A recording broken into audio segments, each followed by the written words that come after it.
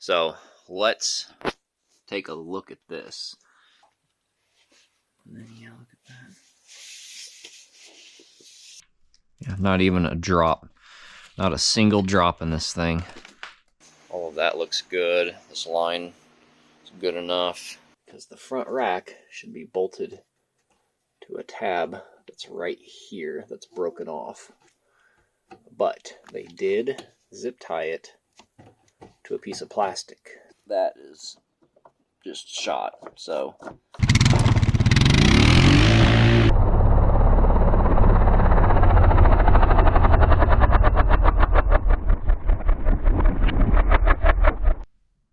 (2015) Honda Foreman 500. It's got the intimidators.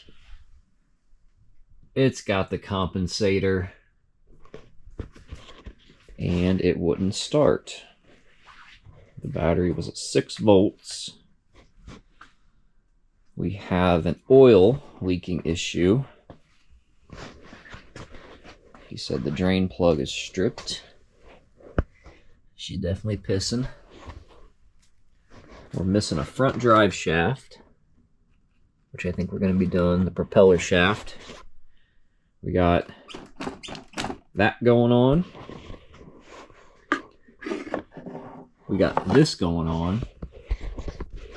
Whoever did that snorkel, you could see how much room they had to work with, right? Like, it's so tight in here that there's no way that they could have ran this over a little bit.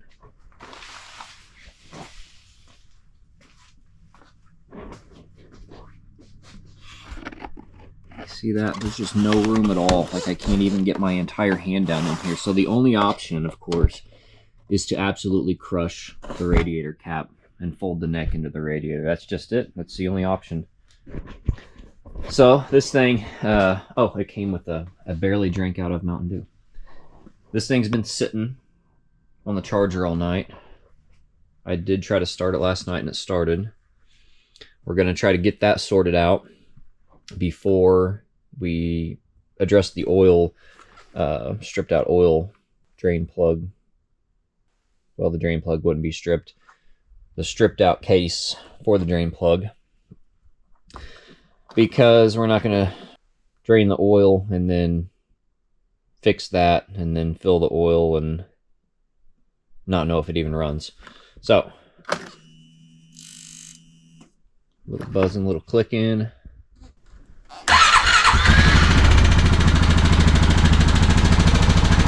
That started pretty easy.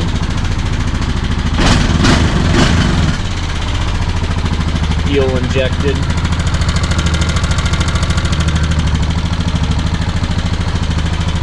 Hear a little tick somewhere. So what we want to do is, we can see the regulator slash rectifier right here.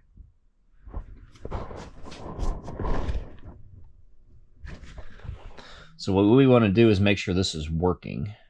He questioned if maybe his speaker setup was left plugged in and it drained it, but he said that battery's a new battery. Whenever I went to clamp these on, this ground was loose. So what we want to do is make sure that this is actually allowing the battery to charge. So I just pulled that off, and this battery is still like overcharged basically.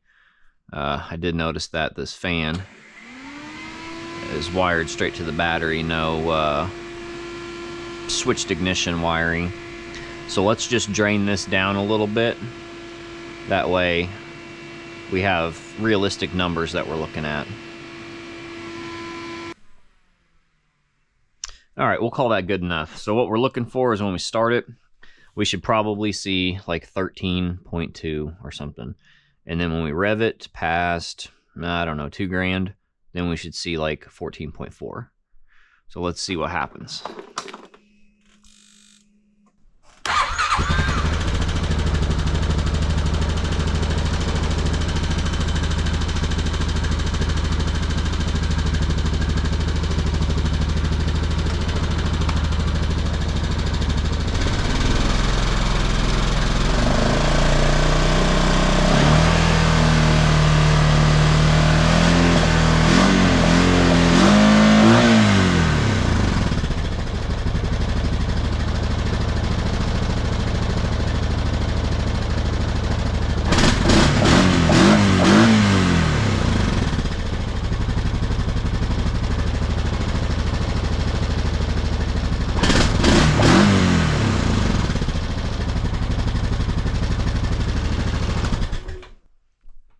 Okay, I'm not convinced anything's wrong just because it didn't do a 2-stage charge, because these are utility quads that are designed for like farm use, and they know that they get a lot of idle time.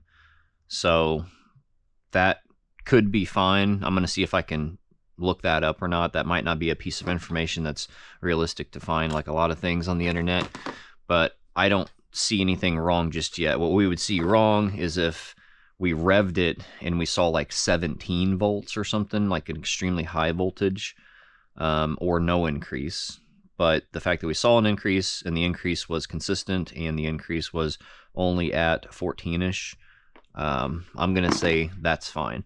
We'll leave that off, and then we'll check all this later on after we look over some other stuff. Just to be clear, I don't know if I said this. This guy bought everything like this. This is how it was purchased, minus I think he got a new battery. So I don't know if that is a hint at something going on where it previously was killing batteries, but that's like the only piece of information I have as far as who's done what. So let's take a look at this. So one of our jobs is to basically fix this. What we're going to do is I'm going to make some brackets, and we're going to tilt this up, and we're going to make it to where that is actually serviceable. He says it leaks behind here, and I have a feeling that where this neck is crimped into the radiator, it's actually leaking there. He seems to think it's leaking from the cap, which it could be. Like, absolutely could be, because it's pushing on the cap in a funky way. So we'll see who's right or wrong on that one. Anytime I see this orange silicone, I just think just Billy Bob. Just Billy Bob, absolute garbage work incoming. What is this zip tie doing?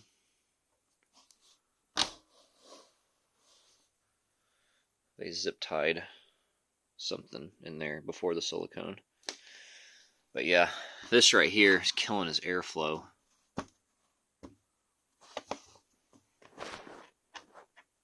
Yeah, I just like dented it with my thumb. They attempted to wrap it, which does nothing. After the first ride, it's going to start cracking. They have put putty or something all over that. I imagine they broke the air box. There's their patch job. There's the fitting where they have it going into the air box, which actually looks threaded on that left side. What they should have did is just followed PVC on out. So air is a lot like water. Ask yourself, if you poured water down this and it's going blue, blue, blue, blue, if that's faster or slower than if it was pouring down just a piece of PVC pipe. And that's the same concept with air. And an engine's an air pump. So the more air you can get into it, the more efficient, then the better off you're going to be. The more power it's going to make. And if you make too much power, you're going to be riding these brakes. Okay, I don't know what's going on with that. So those are like locked down all the way. These seem to work. Oh, look at this.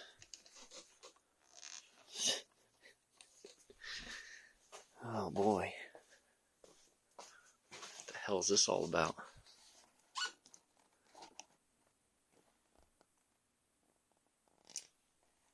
I can't really see in there.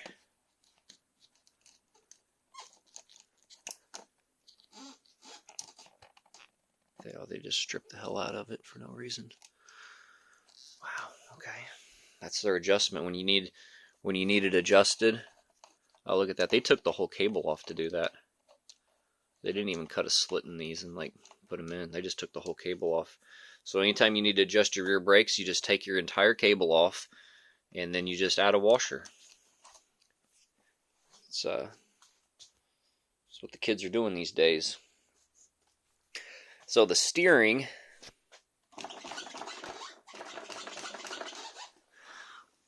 from what it looks like,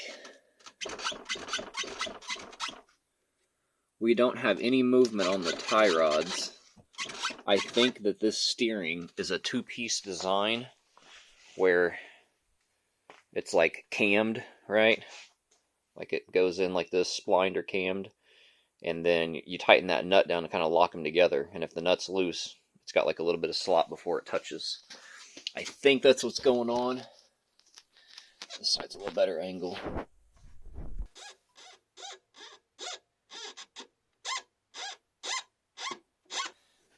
Now, that could be a mixture of two things.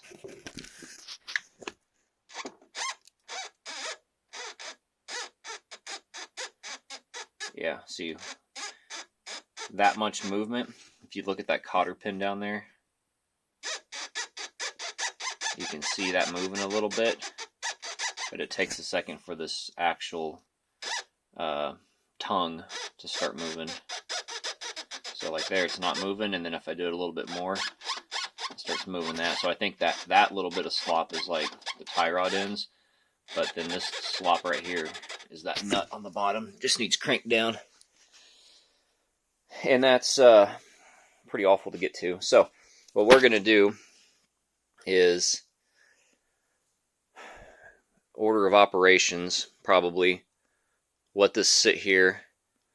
We're going to get this off of here, find out if he needs a new radiator or not, start fabricating some brackets and stuff to move this, check the voltage, check the running voltage, and then we are going to pull that and inspect that down there.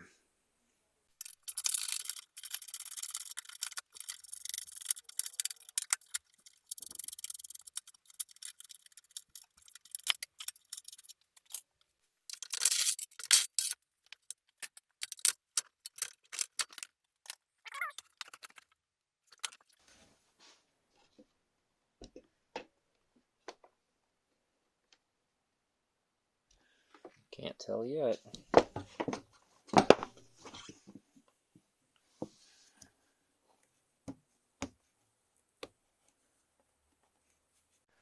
Alright, the only good thing I'm seeing from all this is that we have enough hose to basically put this where we want it.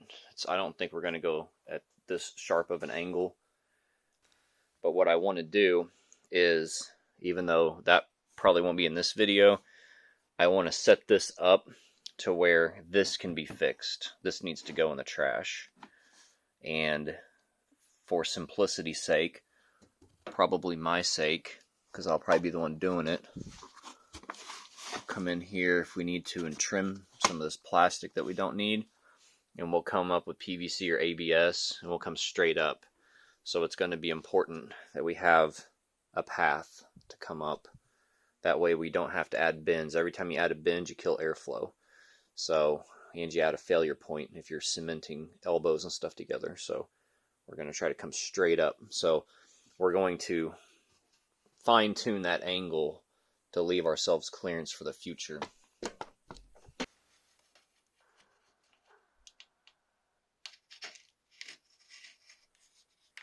Pretty sure it just hissed at me a little bit.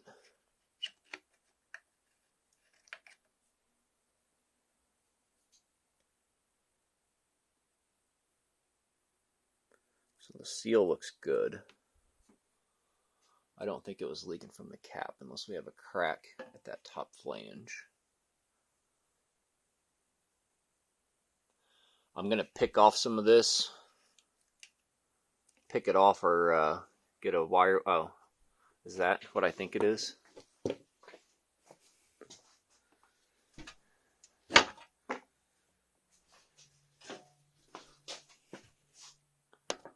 There's your leak.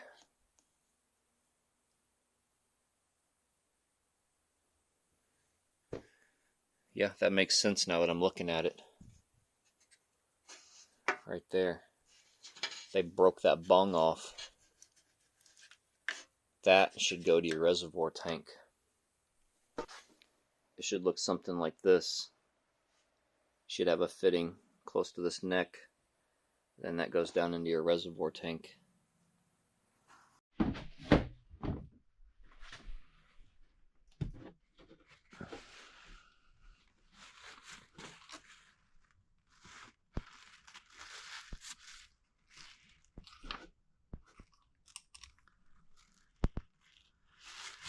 Brand new oil, man. What a shame.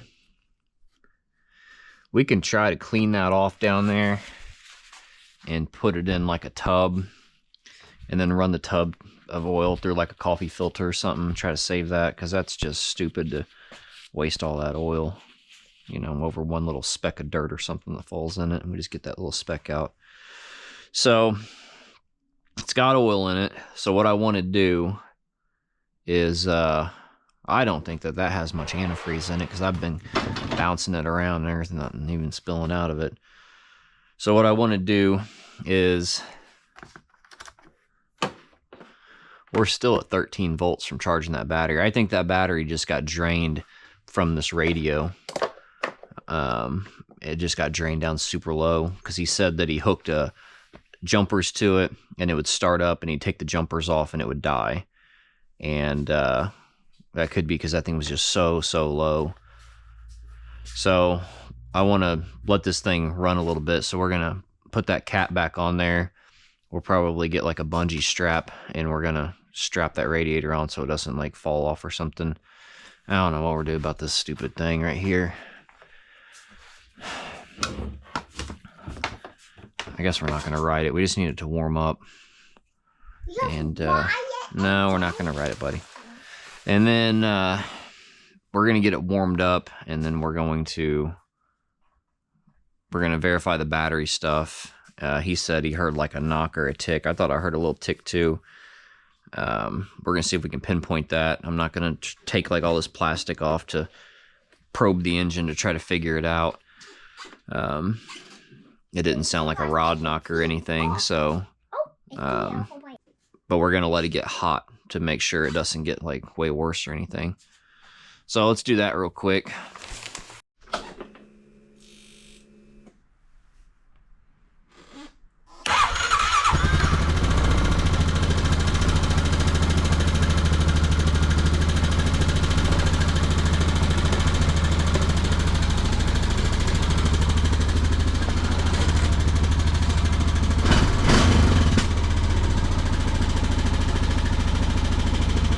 Guess the dash doesn't work.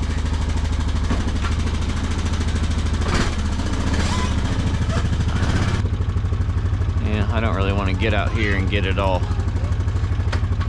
muddy. Watch out, bud. We're about to do Austin Powers' turn. Since we ain't got nothing else to do, waiting on it to warm up.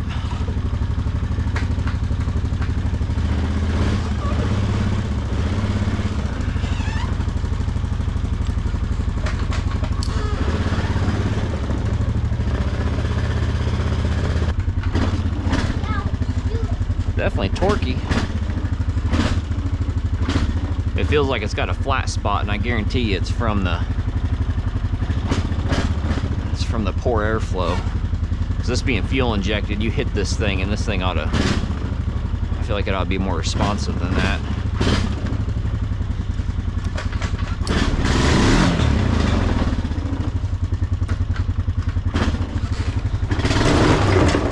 Goodness. Well, it likes to get traction, that's for sure. Is that funny?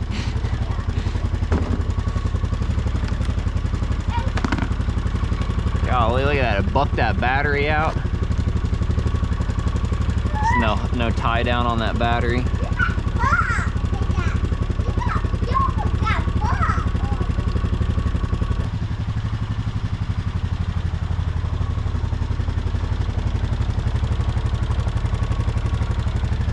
I can hear a little tick. I'm almost wondering if that's the injector ticking, because I don't really hear it right here, but then I can hear it right here. So maybe it's this intake valve, the lifter. Maybe that's a little noisy. Get ourselves a long screwdriver like this. And we put this in various spots and then put our ear to it. Cup our hand, put our ear to it.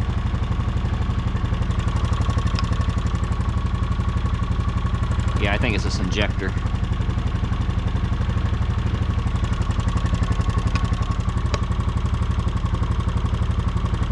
Yeah, I think it's that injector.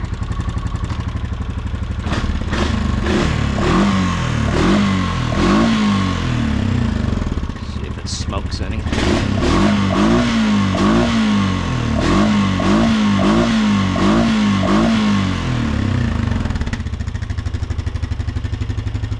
Yeah, it's definitely smoking.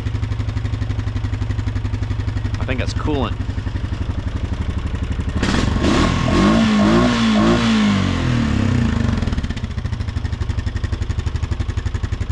It's not blue.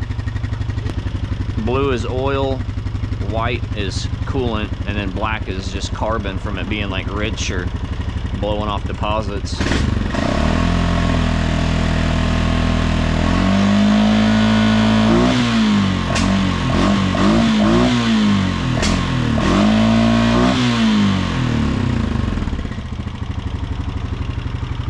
And I don't see anything dripping out of here. Alright, well let's, let me grab my temp gun real quick. Let's shut it off, since we don't know if there's antifreeze in there.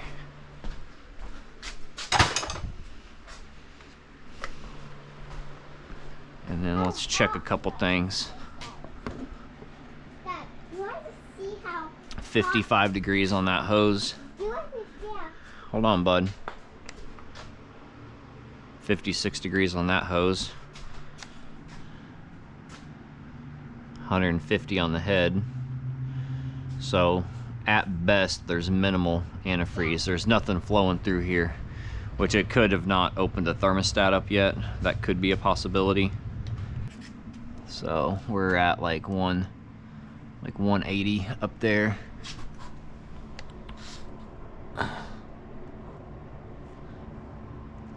$200. So yeah, I would say this thing was probably overheating. Yeah, good thing we shut it off when we did. There's probably no antifreeze in it. So yeah, it's kind of a toss up to see where to go next. We could put a compression tester hose in the spark plug hole and then pressurize it and see if we get any pressure coming out of the radiator to see if we have a blown head gasket.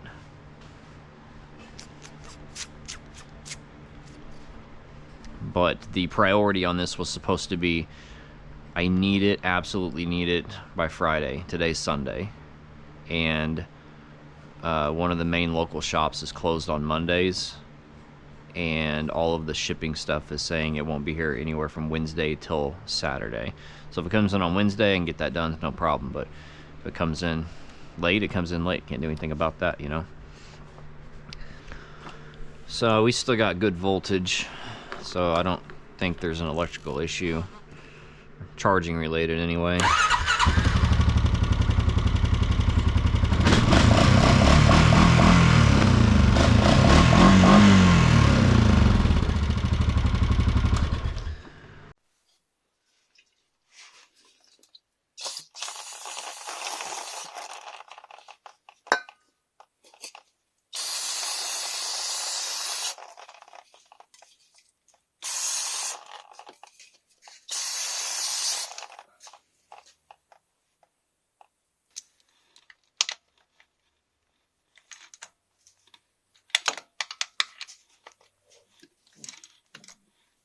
Doesn't feel too good.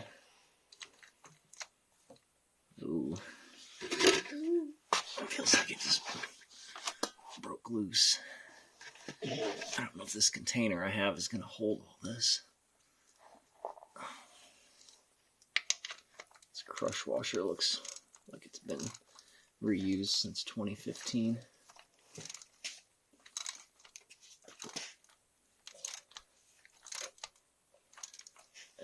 It's tight. It just shifted too. why you do it?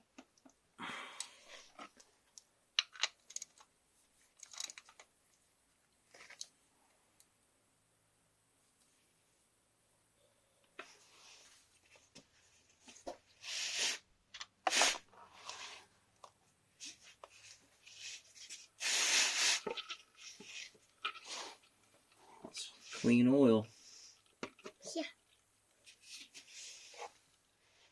And then, yeah, look at that.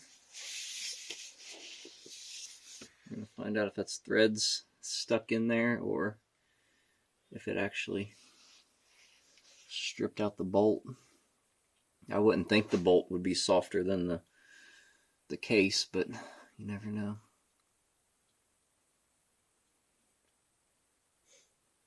That also still up fast. Yeah, it is filling up fast, isn't it? The knuckles cup of water, like. Yeah, big.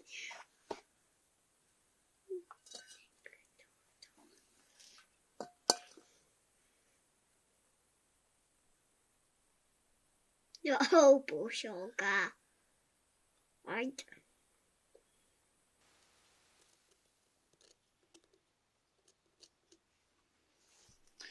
There's some Teflon or something.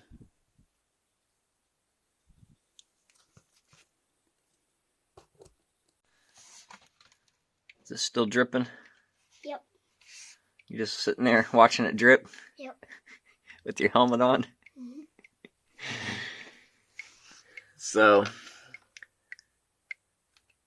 even though it's not fully done making a mess, I think I can see what's going on. It looks like a helicoil. You see right there?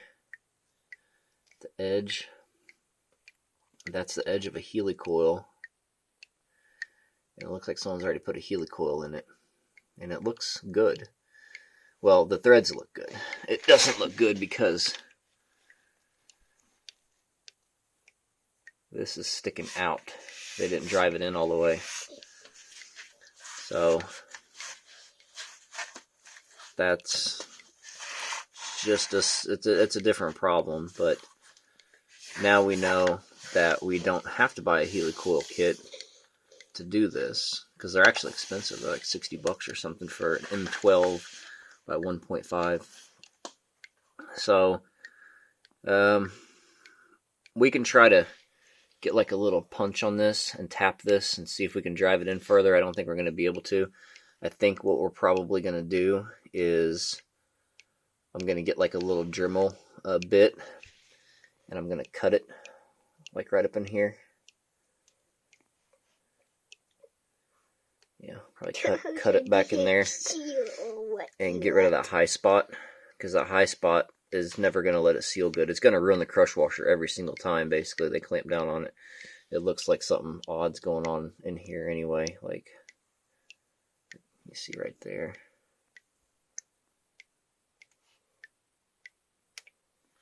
So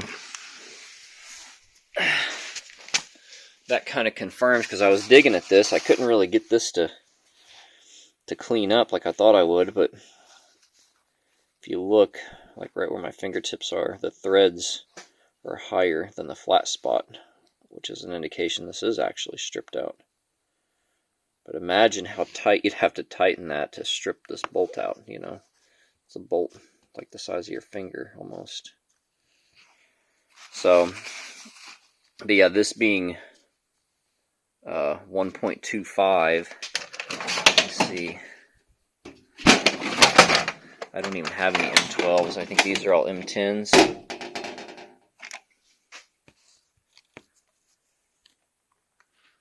you can see the difference. I think these are 1.75 anyway.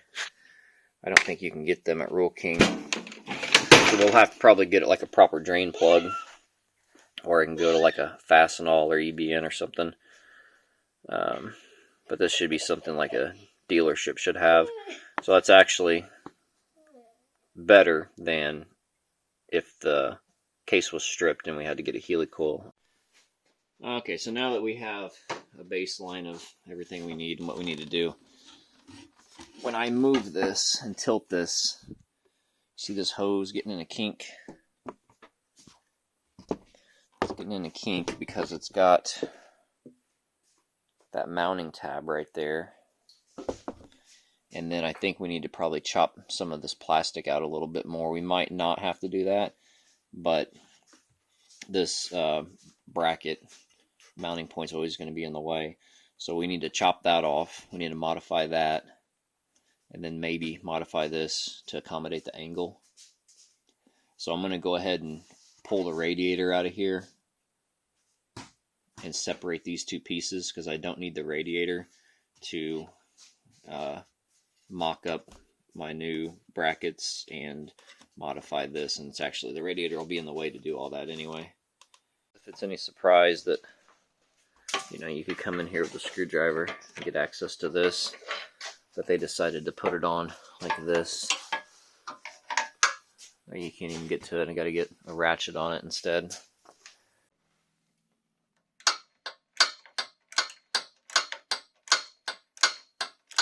Yep, let's just do everything the dumbest, hardest way possible. So if I got an extension, can't go back with an extension. Oh man, every little thing, I swear. I already broke these loose because two of them are looking stripped out. But this actually is probably how they got that on there a little easier than me fighting it. Because now, there we go. So 4 bolts hold it on.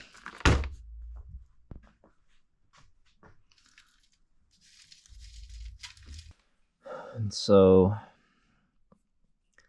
they hardwired the fan, and they just use like butt connectors, so we can't just disconnect it. God, look at that cut. Could they have not cut that any better?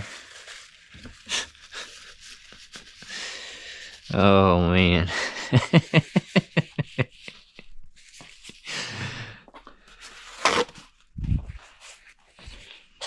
Alright, let's see. This is the one that might make a mess. Nope.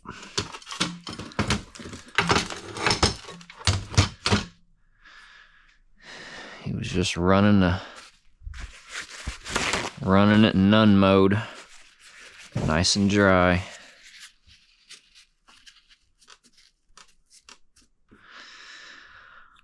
Okay, well, I don't know if these wires have polarity on them, or if one's ground and one's hot, one's ground, so I'll mark them.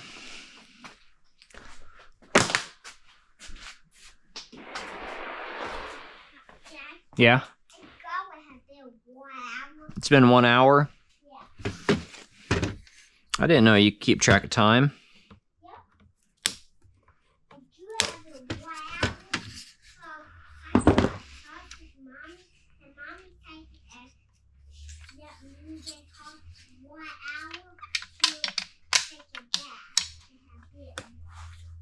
Okay.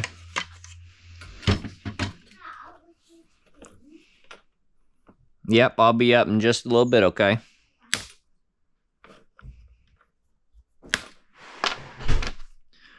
I mean, at least they use some thick gauge wire.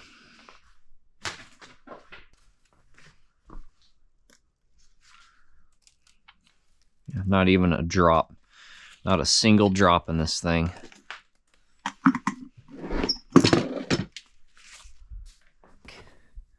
Because what they did is, if you can see, they zip tied that around there, and they went around that. So if we take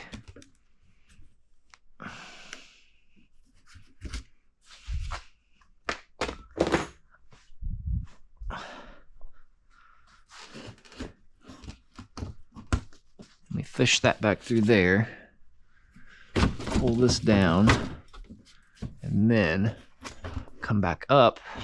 Oh, look at that. So definitely a grower, not a shower, huh?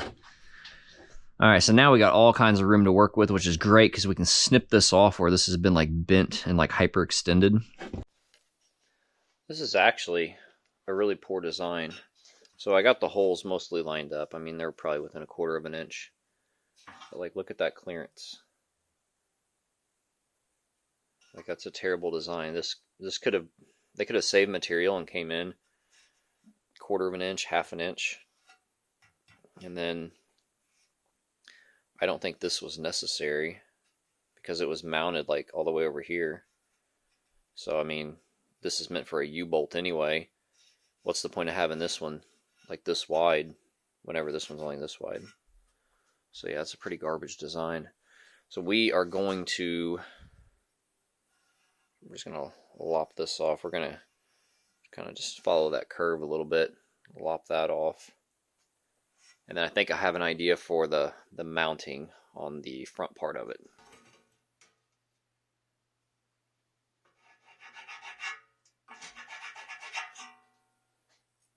Well, that's why I had washers on it, because they grabbed a bolt out of a bin like this.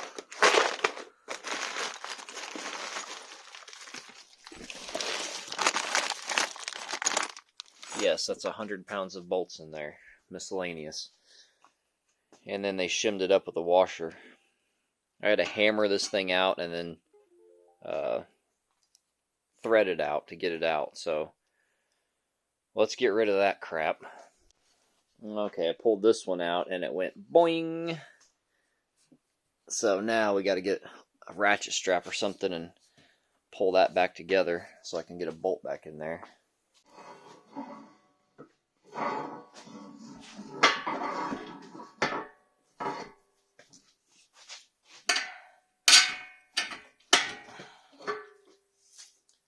That'll work. Alright, probably needs these, what are these, 10.9? Some high grades in here. It's got that much tension on it. So I sent him a picture of the angle, basically the viewing angle, sitting up here, eye level. And he's like, oh, that's kind of high. So we are trying to accommodate. Basically what we're going to do is, that's in our way, right?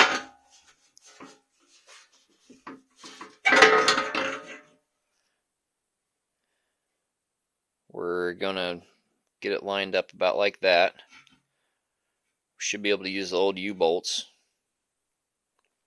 We got that cut off to where we have clearance. We're going to chop that out. And our angle will be a little something like that. Basically a 45, assuming that was cut at a 45. But basically we're going to be parallel with this rack right here, that bar. So that might stick out, like the radiator cap and stuff, it might stick out just a hair further than I originally wanted it to, but in the future we'll just have to cut more of that stuff and shift it back if needed. We also have to remember too, I thought about cutting these off for a second, and then I was like, wait a minute, we got to mount that dumb thing back on there, because we're not doing all that this week. So I have to leave that on here, and then we still got to figure this out too. Okay, now that we're not dripping, we need to do a couple things before we just assume we know what's going on.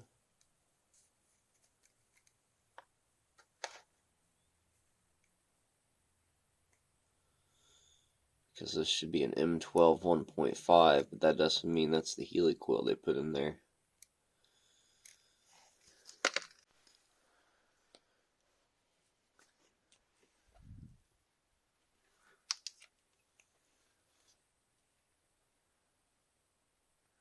So this is what I think it is.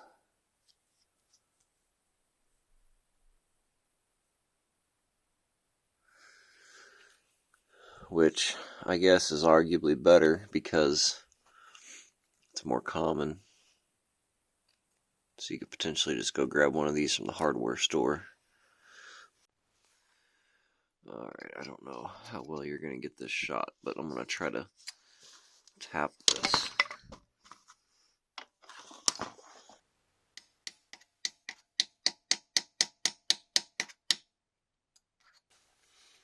Alright, so I tried to tap it in, and it did not want to tap in, which is to be expected, because usually you'd set those with Loctite, and or, you know, when you're doing this to it, it pretty much locks itself in.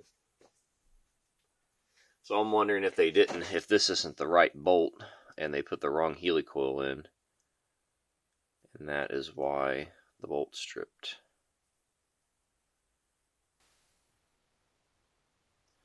Yeah, look at that. Looks like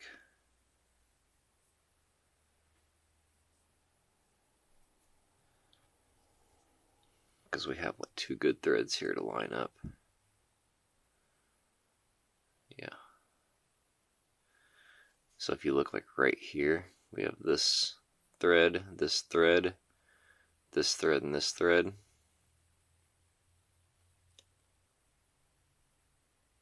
See, that all looks like it lines up. This is the helicoil that's in there. It's the 1.75.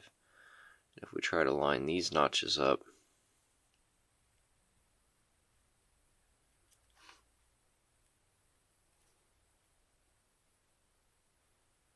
you can see that they don't line up very good.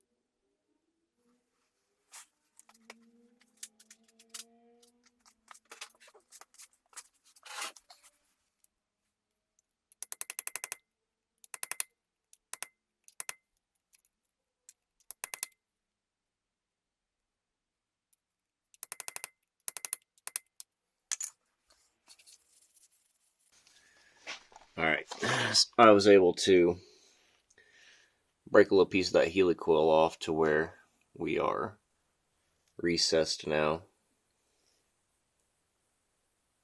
So where if we get ourselves a, well, we got to clean up this little bit of a burr. But that's not going to be a problem. So we need to clean that little bit of a burr up. And then we're recessed now. We took out a little chunk. And the next time we go to tighten this, it'll seat with a fresh crush washer. All they had to do was just turn it that much further.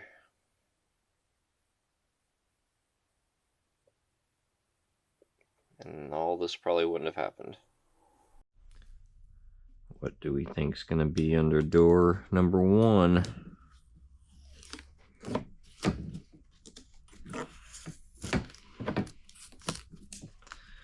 Need to investigate this, because I'm not gonna tell him it's good to go, and then he takes it out and drowns it. It says, well, you said it was good to go. Yeah, well, I can't undo every single Billy Bob in that short of a time frame. So if I'm seeing something I don't like in here, I'm thinking what I'm gonna do anyway is take this thing and like jam this down in here anyway, and it's making too much hose. So if there's a piece right here that's damaged, we're probably just gonna snip it out. And we'll reattach the big mamma jamma piece. I don't see any damage at all, which is, I mean, would you expect anything less? Let's see if we can peel this out of here.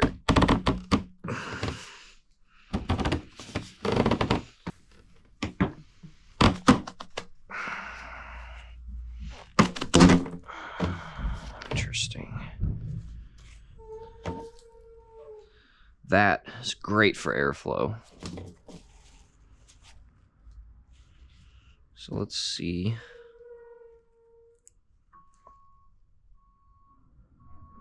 I don't know what's going on outside.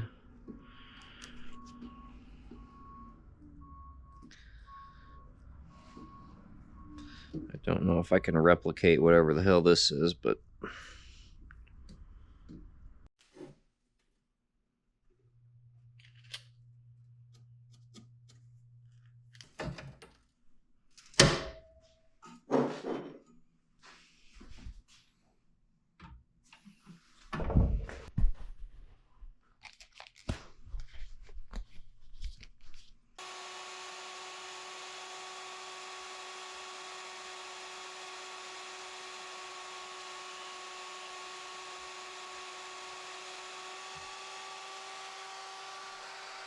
I know I was slacking on the documentation of this, but make a couple things and they don't fit right, and then you redo it, and yeah, I'm not gonna keep trying to delete video. So this is gonna be the final setup here.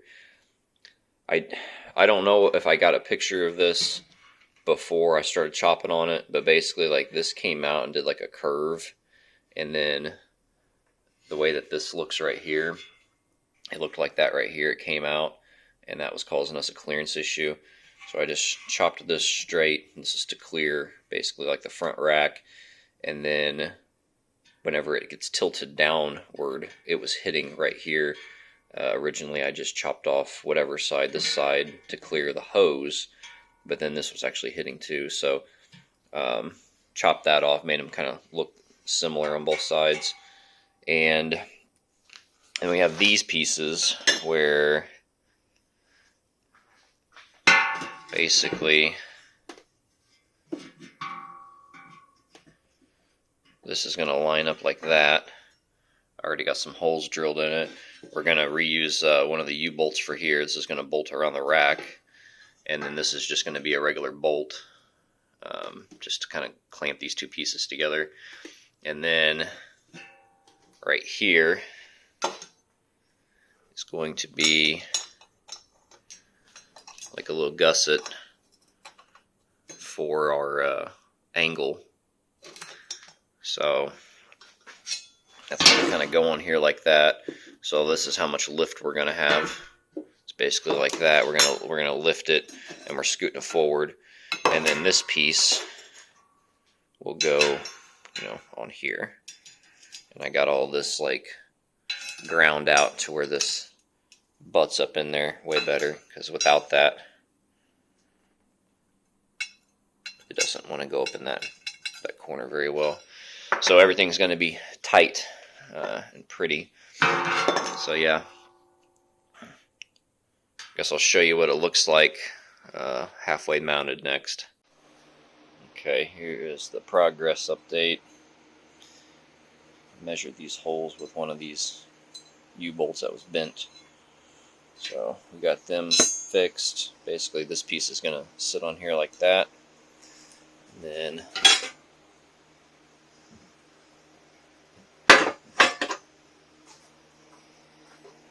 that's going to sit on there like that. This is like just a piece that's welded on here. We got a hole in there to line them up, to lock those two together. And then we have a good angle. Got these holes here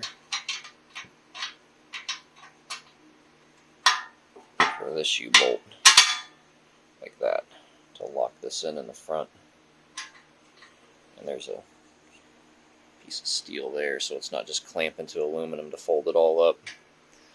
So that is where we're at on that. All of that looks good. This line is good enough. The view angle is going to be okay.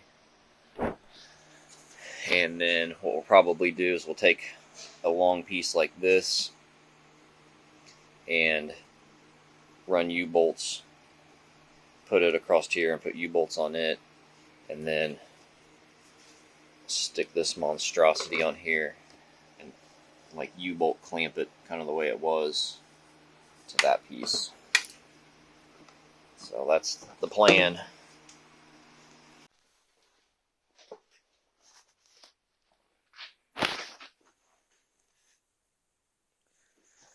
So everything's kind of just loose right now.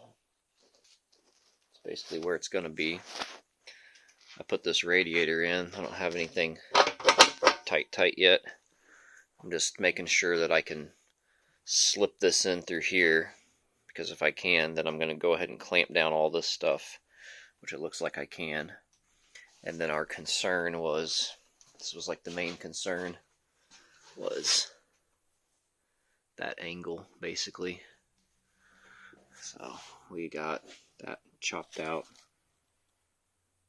and then the angle's fine. It's going to work just fine. So I'm going to go ahead and get everything cinched down. We'll pull the radiator back out. I did just order a radiator for this, and a reservoir container, and the front propeller shaft. We tried the dealerships, and the closest one is 200 and something miles away, so I'm not doing that. He's not doing that. So this is what we're doing. Might be ready for the ride this weekend. It might not. If not, we didn't do anything to this to make this any worse. What we'll do is I'm going to get a little fitting, and I'm going to see if it'll fit in that hole as kind of like a just a preemptive measure to possibly band-aid the problem, to make it no worse than it already is, but hopefully better. And we literally might, I don't know if this will handle, 180 degrees or whatever, but we might turn this into our reservoir container. No joke. Like that's all it is we put 2 holes in this and then run one hose to here if that barb fits, and then the other one's just vent to atmosphere. So you might see some hillbilly and stuff. Yep. So just to show for someone that doesn't think it's sturdy, it's so sturdy that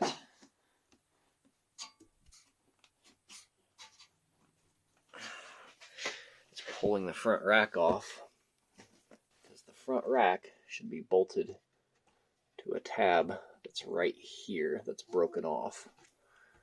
But they did zip tie it to a piece of plastic, so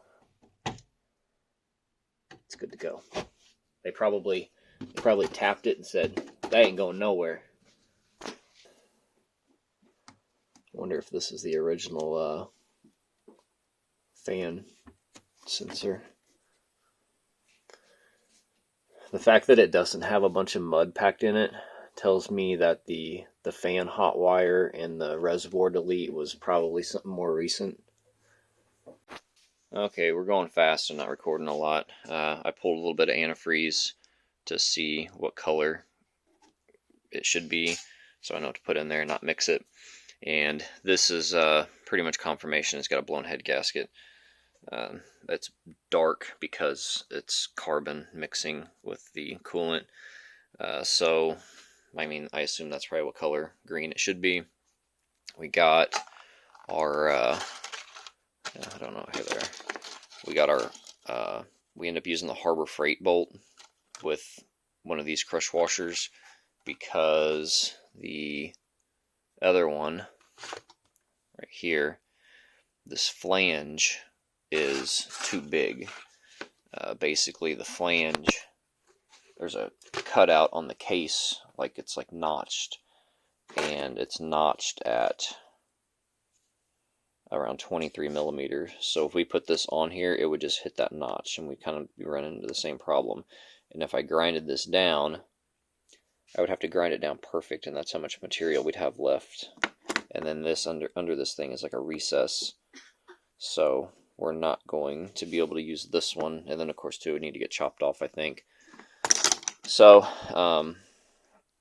luckily I did find a bolt at Harbor Freight. They only had like 3 drawers of M12s, whereas they have like 10 drawers of everything else. So we have a bolt in there. We have a crush washer on it. I think it's going to be fine. We flushed off that area a little bit, and we got the drive shaft came in. The radiator is not going to come in. The radiator and the reservoir will not be here in time. So we do have a band-aid for that, and we have this bracket made to set the snorkel again. I don't know if I already said this or not. I'll add this in if not. My theory is that this is the third attempt at them trying to get this snorkel figured out. So their first attempt was bolting it right here and crushing this light in. The second attempt was bolting it right here, and then they crushed the radiator end. And then the third attempt is this radiator, because there is no fitting for the coolant temp sensor, which is why they had the fan hardwired. So I believe this is their third attempt at trying to make that work. Just a little observation I noticed. Alright, so I'm prepping to do this drive shaft, and I noticed that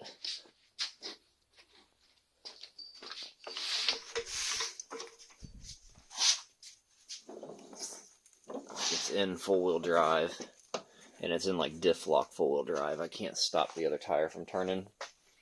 So if we turn it on, that does nothing.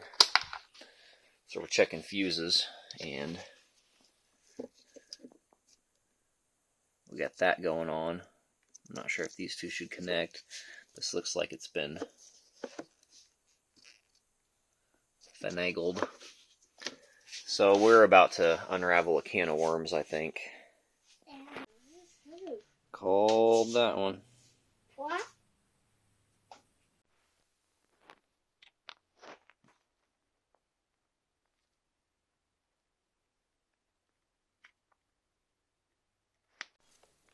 It was that one right there.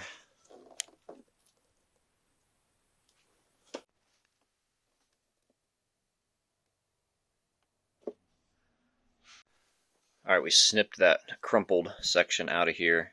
I ran a bead around here, and that's going to be the pinch point for this clamp.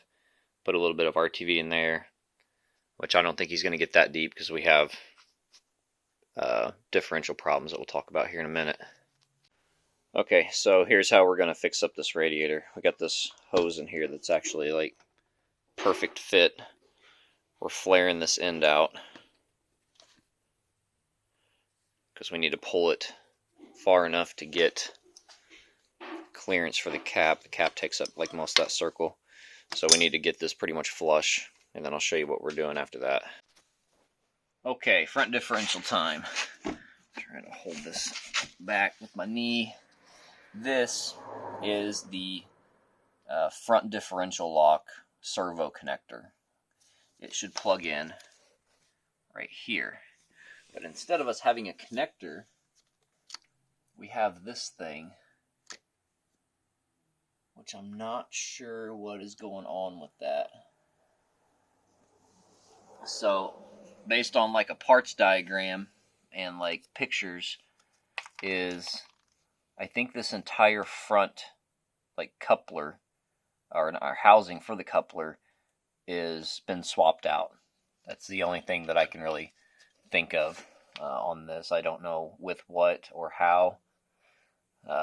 So we can't take it out of differential lock. It's stuck in differential lock.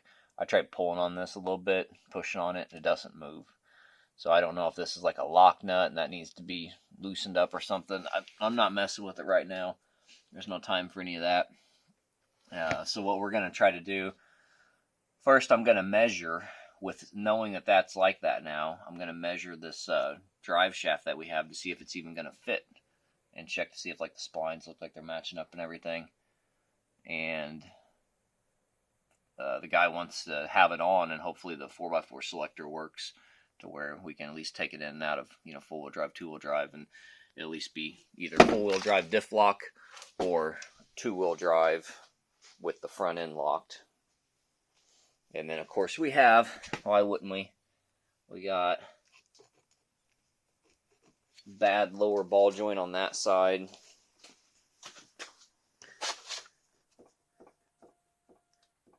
Bad upper ball joint on this side. We have two different types of lug nuts, because why not? All right, so I did a brief measurement and then a test fit just to confirm, but that doesn't work at all. So this piece has got to go on here too, right? So I mean that would have to be pushed back like another 6 inches or something. So not only that, but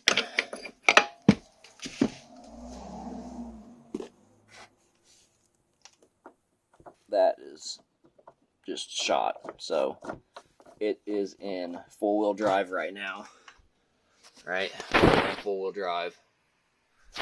The adjuster is bottomed out, and it does not turn the wheels, which means that you got a pinion and ring gear in here, and the input shaft goes to the pinion gear and then turns the ring gear, which is hooked to all this. Something is not making contact for sure, and that bearing is shot.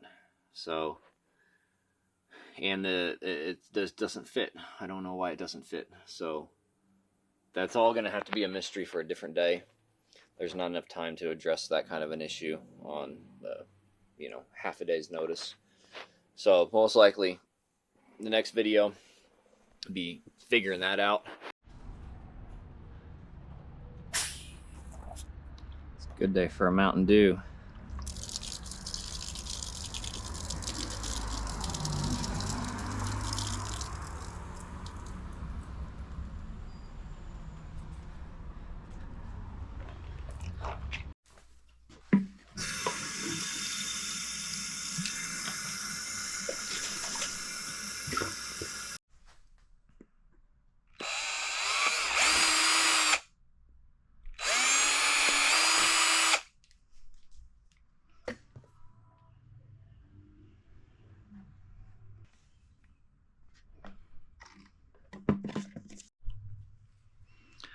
I bet some of you thought I was joking whenever I said I'll just turn this Mountain Dew bottle into a coolant reservoir overflow.